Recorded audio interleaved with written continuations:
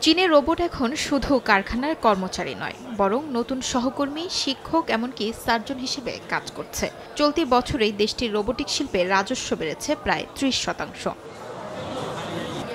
China machinery industry ফেডারেশনের তথ্যে এবছরের প্রথম ৯ মাসে উৎপাদিত হচ্ছে ১,৩০,০০,০০০ সার্ভিস রোবট, অর্থাৎ যেগুলো মানুষের কাজে লাগছে। সংশ্লিষ্টদের দাবি, মানুষের জন্মের হারের চেয়ে রোবটের উৎপাদন হার দ্রুত গতিতে এগিয়ে চলছে। একই সময়ে শিল্প কারখানার কাজে ব্যবহৃত ৫,৯৫,০০০ রোবট উৎপাদন হয়েছে। এই রোবট এখন শুধু স্ক্রু ঘোরানোর মতো সহজ দু-একটি কাজের মধ্যে সীমাবদ্ধ নেই। ওয়েল্ডিং, পেইন্টিং, এমনকি ভারী বোঝাও তুলছে চোখের পলকেই। প্রযুক্তি উন্নয়নের সঙ্গে সঙ্গে তৈরি হয়েছে নতুন প্রজন্মের হাই পারফরম্যান্স রোবট, যা বদলে দিচ্ছে রোবটের প্রচলিত ধারণা।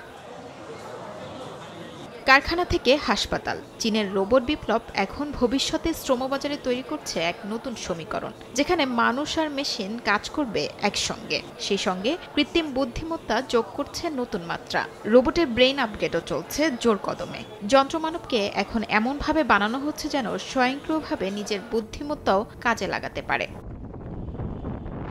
সংশ্লিষ্টরা বলছেন, মানুষের মতোই এখন রোবটেরও আছে কাজের ব্যস্ততা, কিন্তু পার্থক্য একটাই, তারা কখনো চা বিরতি নেয় না। আর রোবটের এই সুবিধাকে উৎপাদন কাজে আরও ভালোভাবে কাজে লাগাতে চান সংশ্লিষ্টরা। শিউলি রোজা, সময় সংবাদ।